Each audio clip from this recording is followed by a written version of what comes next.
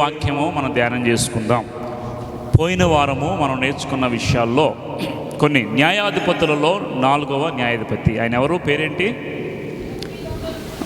పోయిన వారం చెప్పుకున్నాం దెబోరా. దెబోరా అంటే తేనెటీగ అని చెప్పుకున్నాం. ఆవిడ లక్షణాలు కూడా తేనెటీగ ఎలాగా పనిచేస్తుంది అనే విషయాలు చాలా నేర్చుకున్నాం. ఈరోజు మరొక న్యాయాధిపతి, ఆయన పేరు గిద్యోను. గిద్యోను గుర్తుపెట్టుకోండి, మనకి బైబిల్ గ్రంథంలో కొద్దిమంది మాత్రమే బాగా గుర్తుంచుకోవాల్సినటువంటి వ్యక్తులు ఈ న్యాయాధిపతుల్లో. వారిలో మొదటిగా ఇందాక చెప్పుకున్నటువంటి దెబోరా, గిద్యోను, యెఫ్తా, సంసోన్, వీళ్ళందరి గురించి ఒక్కొక్క వారం మనం కొన్ని విషయాలు నేర్చుకుందాం. దెబోరా గురించి మీరు నేర్చుకున్న విషయాల్లో ఏమైనా గుర్తున్నాయా? దెబోరా గురించి నేర్చుకున్న విషయాలు. దెబోరా అంటే అర్థం ఏంటి? తేనెటీగ ఏం చేస్తుందంట? తేనె కోసం ఎంత దూరమైనా ప్రయాణం చేస్తుంది. దాంట్లో ముళ్ళు విరిగిపోయినా చచ్చిపోతుంది. అయినప్పటికీ అది ప్రయాసపడుతుంది, సుదూర ప్రయాణం చేస్తుంది, పట్టుదలతో ఏదైనా సాధిస్తుంది. అలాంటి లక్షణాలు కలిగింది దెబోరా. కాబట్టి ఈ దెబోరా ఇజ్రాయేలీలను ఈ దేవునితో సహవాసం ఉండి దేవుడు ఏం చెప్తే అదే చేస్తూ ఉండేది. తర్వాత దేవునికి మనుషులకి మధ్యవర్తిగా ఉన్నటువంటి ప్రవక్త, స్వచ్ఛమైన ప్రవక్త, ఒక స్త్రీ.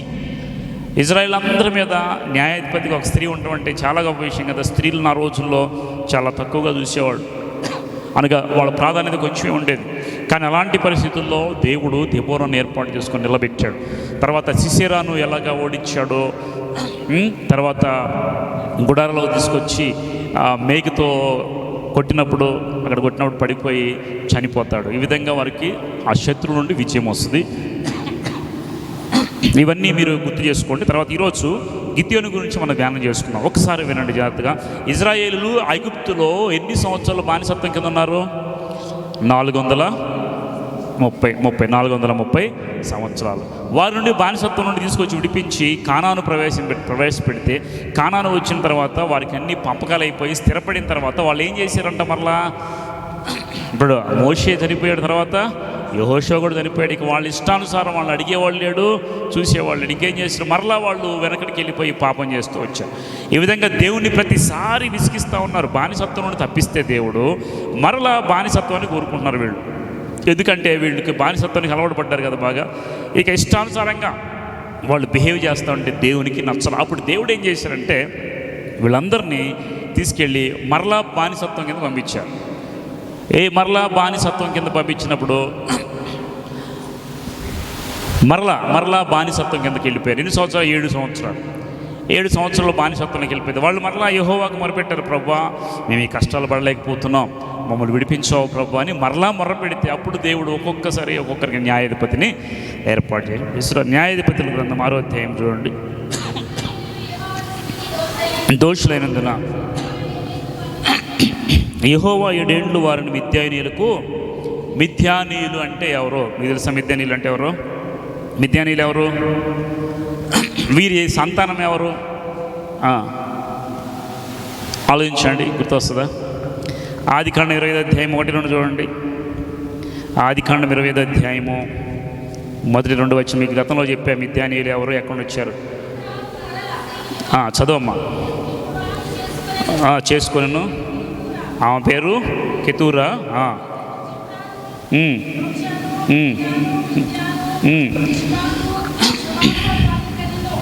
ఓకే, ఇప్పుడు చూడండి. ఈ కెతూరా ఆమెకు ఎవరెవరు పుట్టారంట? జిమ్రాను, యక్షాను, మెదాను, మిద్యాను, ఇష్బాకు, యోవషు అను వారిని కానెన్ను. ఈ మిద్యాను అనేవాళ్ళు ఎవరి కుమారులంట? మిద్యానీలు ఎవరి కుమారులు? అబ్రహాము కుమారులే. అబ్రహాము నుండి అబ్రహాముకి ఎంతమంది భార్యలు? అబ్రహాము మొదటి భార్య ఎవరు? శారా. అబ్రహాము పిల్లలు లేరని అబ్రహాముకి పెళ్లి చేసింది శారా. ఎవరిని చేసింది? హాగరుని చేసింది. ఇప్పుడు 2 అయ్యారు. ఇప్పుడు తర్వాత మళ్ళీ వృద్ధాప్యంలో అంట అబ్రహాము శారా చనిపోయిన తర్వాత ఒక స్త్రీని వివాహం చేసుకున్నాడు. ఆమె పేరేంటి? కెతూరా. గుర్తుపెట్టుకోండి, అబ్రహాము వృద్ధాప్యంలో చనిపోయే ముందు ఒంటరిగా ఉన్నప్పుడు ఇంకొక వివాహం చేసుకున్నాడు. ఆవిడ పేరు కెతూరా. అతనికి జిమ్రాను, యక్షాను, మెదాను, మిద్యాను. ఈ మిద్యాను నుండి వచ్చిన సంతానమే మిద్యానీయులు. వీళ్ళు విస్తారంగా ఆశీర్వదించబడి ప్రవాహం వలె జనాంగంగా మార్చబడి వీళ్ళు ఒక రాజుని ఏర్పాటు చేసుకున్నారు. మిద్యానీయులు, వాళ్ళందరూ ఎవరంటే మిద్యాను సంతానం, వీళ్ళందరూ మిద్యానీయులు. కాబట్టి ఈ మిద్యానీయులందరినీ ఆలోచిస్తే వీళ్ళందరూ కూడా ఆ రాజు కింద ఉంటే ఈ రాజు కిందకి వీళ్ళని అప్పగించాడు. వినండి జాగ్రత్తగా. దేవుడు ఏం చేశాడంటే ఈ మిద్యాను రాజుకి 7 సంవత్సరాలు మరలా ఇజ్రాయేల్ని అప్పగించాడు. ఎన్ని సంవత్సరాలు?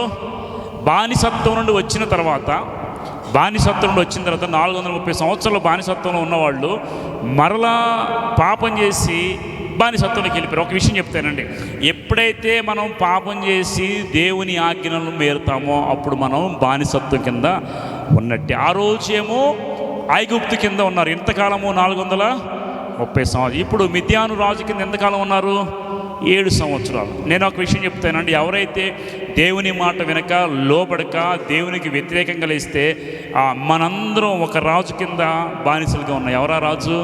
ఈ లోకాధిపతి సాతాను. అంతే కదా. దేవునికి దూరం అయితే ఎవరి కింద ఉంటాం? మనం సాతాను కిందే ఉంటాం. కాబట్టి సాతాను కింద మనం బానిసత్వంలో ఉన్నాం. వాడు ఇలా చెప్తే అలాగ మనము గంతులేస్తూ ఉంటాం. కాబట్టి వినండి జాగ్రత్తగా. వీళ్ళందరూ ఏం చేశారు? దేవునికి మరలా మొరపెట్టారన్నమాట. మొరపెట్టి వీళ్ళు ఏం చేశారు? మిద్యానీయులు చెయ్యి ఇశ్రాయేల్ మీద, న్యాయాధిపతులు 6వ అధ్యాయం 2వ వచనం, మిద్యానీయులు చెయ్యి ఇశ్రాయేల్ మీద హెచ్చైన కనుక వారు మిద్యానీయులు ఎదుట నిలవలేక గుహములో దుర్గములు తమ సిద్ధపరచుకుని. అంటే ఏం చేశారు వీళ్ళు? ఈయన చెయ్యి ఎక్కువ అంటే వాళ్ళ బలం ఎక్కువగా ఉంది. ఎవరి బలం అంట? మిద్యానీయుల బలం ఎక్కువగా ఉంది. ఇంతమంది బలంగా ఉన్నప్పుడు వారి కింద వీళ్ళు శత్రులుగా ఉంటే వీళ్ళు ఏం చేస్తారు? ఇప్పుడు కొండలకి గుహలకి పారిపోయి తలదాచుకుంటారు, చంపేస్తున్నారు, దొరికినట్టు బానిసత్వం కింద బానిసలు చేసి ఆడిస్తున్నారు. కాబట్టి వాళ్ళు ఏం చేసేది తెలుసా? వాళ్ళందరినీ కూడా చంపేస్తున్నారని చెప్పి ఎరిగి వాళ్ళు దూరంగా వెళ్ళిపోయి ఒకనొక చోట గుహల్లో స్థలాలు సిద్ధపాటు చేశారు. ఇజ్రాయేల్కు విత్తనములు విత్తిన తర్వాత మిద్యానీయులు అమాలేకులు తూర్పున నుండి వారును తమ పశువులను గుడారం తీసుకొని మిడతల దండం విస్తారంగా వారి మీదకి ఎలా వచ్చారు? వాళ్ళు ఇశ్రాయేలు విత్తనాలు విత్తిన తర్వాత మిద్యానీయులు అమాలేకులు తూర్పున నుండి వారును తమ పశువులను గుడారములను తీసుకొని మిడతల దండంత విస్తారం. అంటే విస్తారమైన జనసమూహం. వీళ్ళు ఎప్పుడైతే విత్తనాలు విత్తున్నారో పంటకి వేస్తున్నారో వచ్చేస్తున్నారు. వాళ్ళు దాడి చేసేసి ఆక్రమణ చేసుకున్నారు మొత్తం. వారి ఎదుటి దిగి గాజాకు పోయినంత దూరము భూమి పంటను పాడు చేసి ఒక గొర్రెను కానీ ఎద్దుని కానీ గాడిదని కానీ జీవన సాధనమైన మరి దేనిని కానీ ఇశ్రాయేల్ ఉండనీయలేదు. వారును వారి ఒంటెను లెక్కలేక ఉన్న దేశమును పాడు చేయుటకు వారి దానిలోనికి వచ్చారు. ఇశ్రాయేల్ మిథ్యానీయులు మిక్కిలిహీన దశకు వచ్చినప్పుడు వారు యెహోవాకు మొర్రపెట్టిరి. ఇప్పుడు వినండి, ఎప్పుడు మొరపెట్టారు యెహోవాకు? వాళ్ళు బాగున్నప్పుడు మొరపెట్టారా? అన్నీ పోయి వీళ్ళు ఎప్పుడు పంటలు వేసుకుంటున్నారో పంటలు వేసుకొని కోసే టైంకి మిద్యానీయులు అమాలేకులు కలిసి దండెత్తి మిడతల దండంతో వచ్చేసి విస్తార సైన్యం. అంటే వాళ్ళ బలం ఎక్కువగా ఉందంట, వాళ్ళ చెయ్యి హెచ్చుగా ఉంది, వాళ్ళు ఏది చేసినా చెల్లుతుంది. వాళ్ళు వచ్చేసి వీళ్ళని దాడి చేసి అన్నీ దోచుకుని పోతుంటే అసలు వీళ్ళకి ఒక్కడు కూడా మిగల్చని ఇవ్వట్లా. ఇక వీళ్ళప్పుడు తాళలేక యెహోవాకు మొర్రపెట్టారు. తర్వాత 7వ వచనం, మిద్యానీయుల వలన బాధను బట్టి ఇశ్రాయేలీయులు యెహోవాకు మొర్రపెట్టగా యెహోవా ఇశ్రాయేలు ప్రవక్తను ఒకని పంపాను. అతడు వారితో ఇలాగ ప్రకటన చేసి, ఇశ్రాయేలు దేవుడిని యెహోవా సెలవు వచ్చింది, నేను ఐగుప్తులో నుండి మిమ్మల్ని రప్పించి దాసుల గృహంలో నుంచి మిమ్మల్ని తోడుకుని వచ్చి ఐగుప్తుల చేతుల నుండి మిమ్మల్ని బాధించిన వారందరి చేతుల నుండి మిమ్మల్ని విడిపించి మీ ఎదుట నుండి వారిని తోలివేసి వారి దేశమును మీకు ఇచ్చింది. మీ దేవుడని యెహోవాను నేనే. మీరు అమోరీయుల దేశమును నివసించుచున్నారు, వారి దేవతలకు భయపడుకుని మీతో చెప్పింది కానీ మీరు నా మాట చెప్పండి. దేవుడు గొప్ప దేశమైన ఐగుప్తు దేశం నుండే విడిపించి ప్రజలను తీసుకొస్తే వీళ్ళని తీసుకొచ్చి ఇక్కడ పెడితే వీళ్ళు ఏం చేశారు? ప్రభువుని స్తుతించి ఆరాధించి ఆయన మాటలు వినాల్సింది పోయి వాళ్ళు ఏం చేస్తారు? యెహోవా మీద తిరుగుబాటు చేశారు. ఎన్ని చెప్పిన మాటలు వినలేదు. వాళ్ళు ఇష్టానుసారంగా బ్రతుకుతూ వచ్చారంట. వాళ్ళు ఇష్టానుసారంగా బ్రతుకుతూ వచ్చారు. అందుకే ప్రభు అంటాడు, మీరు ఇష్టానుసారంగా బ్రతికారు కాబట్టే వారిని తీసుకెళ్ళి ఆ మిద్యానీయులకి అప్పగించేశాడు. ఎప్పుడైతే నీవు దేవునికి ఎదురాడుతావో, ఎప్పుడైతే దేవునికి నీవు వ్యతిరేకంగా బ్రతుకుతావో నిన్ను దేవుడు వదిలేస్తాడు, పట్టించుకోడు. శత్రువు నీ మీద హెచ్చుగా ఉంటారు. ఎప్పుడైనా గుర్తుపెట్టుకోండి, నీ శత్రువు నీకన్నా హెచ్చుగా ఉన్నాడంటే నీవు దేవునిలో సరిగా లేవు, ఆయన మాటను బట్టి సరిగ్గా ముందుకి. ఇప్పుడు వీళ్ళని బట్టి మరలా ప్రభువుకు మొరపెట్టినప్పుడు, ఎప్పుడైతే మరలా ప్రభు దగ్గరికి వచ్చి మొరపెట్టారో అప్పుడు దేవుడు వాళ్ళ నుంచి ఎవరిని లేపాడంట? ఒక ప్రవక్తను లేపాడు. ఆయన ఎవరంటే గిద్యోను. తర్వాత 6వ అధ్యాయం 11 వచ్చిన చూడండి. యెహోవా దూత వచ్చి అబేజ్యుడైన యోవాషు కలిగిన ఒఫ్రలోని మస్తకి వృక్షం కింద కూర్చుండి ఉండెను. యోవాషు కుమారుని గిద్యోను మిద్యానీయులకు మరుగైనట్లు గానుగు చోటున గోధుమలను దొళ్ళగొట్టుచుండగా. ఎందుకు గానుగు చోట ఉన్నాడు గిద్యోను చెప్పండి. ఈరోజు గిద్యోని గురించి కొన్ని విషయాలు నేర్చుకుంటున్నాం. మీరు ఈ యొక్క మాటలన్నీ నేర్చుకునేటప్పుడు ఒక్కొక్క వారము ఒక్కొక్క సందేశంలో వారిని గురించి నేర్చుకుంటూ వారిని బట్టి మనం ఏమి నేర్చుకోవాలనే విషయాలు ధ్యానం చేస్తున్నాం కదా. ఇప్పుడు గిద్యోను ఏం చేస్తున్నాడంట, రాత్రిపూట వెళ్ళిపోయి గానుగు చోట దాక్కుంటున్నాడు.